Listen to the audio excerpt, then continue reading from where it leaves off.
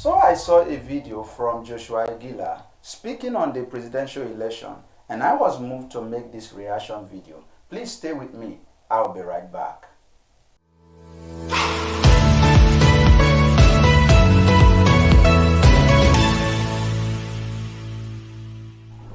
The main reason I'm making this video is because of the kind of nation we live in. Nigeria is a very religious country where most people accept anything a pastor says without fact-checking.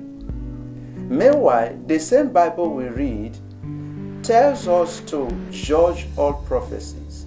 The same Bible also praised the Berean believers for not just accepting everything Paul has to say, even though he was an apostle, but fact-checking with scripture everything he had to say.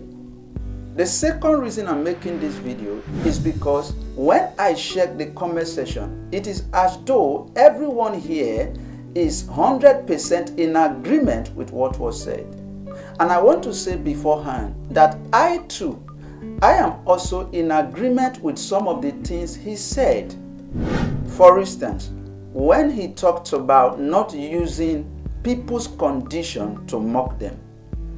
Secondly, when he encouraged those who are unsatisfied with the election result to seek redress through constitutional means. I am very well in agreement with these things he said. However, there are a few other things that needs to be addressed so people don't stray away from the truth. The first on my list is the assumption that Christians hate Tinubu, and I want you to watch this video. The reason why I feel in my own thoughts why this is happening, we've shown too much hatred to the man that win. The Bible said that Leah was hated, and for the reason that she was hated, God opened her womb and shut the womb of Rachel. You cannot show hatred the way you have shown hatred to His Excellency President Ahmed Bola Tinubu. The way you have elect, the way you have shown hatred to him as Christians is beyond the measure. Now, I don't know what he called hatred here.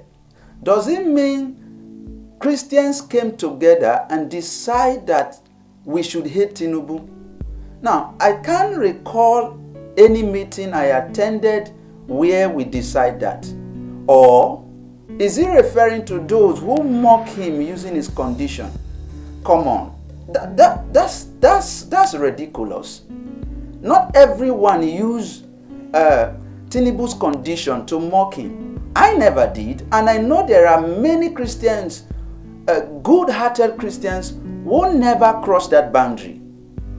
I also recall that even the vice presidential candidate of the Labour Party also said publicly on national TV that he will never dare mock Tinubu using his condition. So I really don't know where he got that from. Again, I couldn't recall any meeting where I myself personally attended and we decide to mock Tinubu using his condition. So that would be a crime of generalization. Or is he referring to when Peter Obi visited churches and he was very well welcomed by all Christians? The question is, when has preference for a particular candidate becomes hatred for another candidate?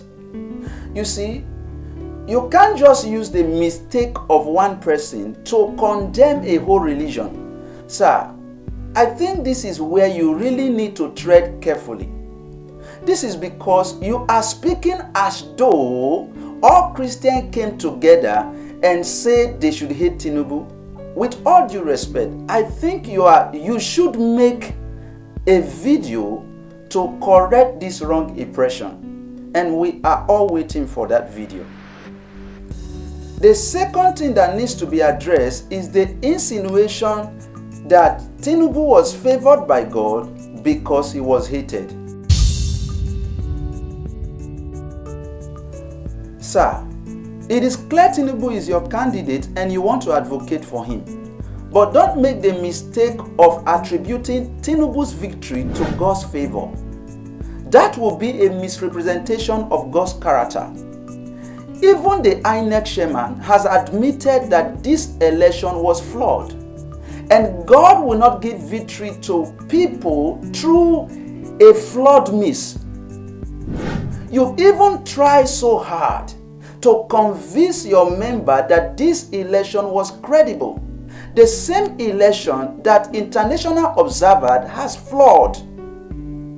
Sir, I don't know if you watch videos where APC talk threatens people to go back to their home if they will not vote for Tinubu.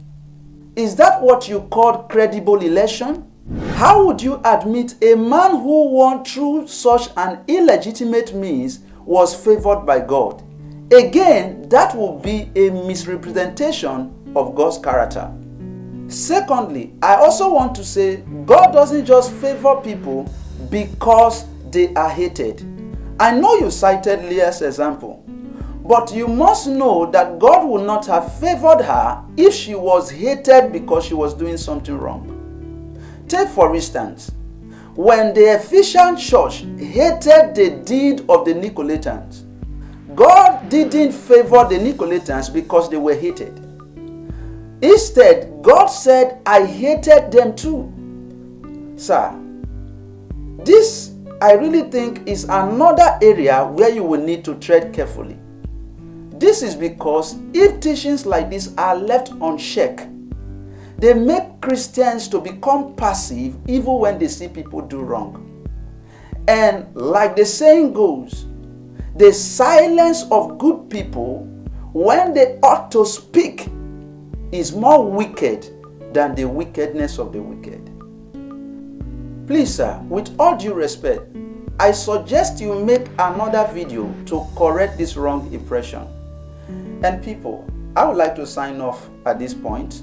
And please subscribe to my channel, hit the notification bell so you will always be notified each time I upload new video. Don't forget, like this video so YouTube will push it so more people will see it. Again, if you want to see more video like this, please click on the one showing on your screen right now. And I will see you in my next video. God bless you.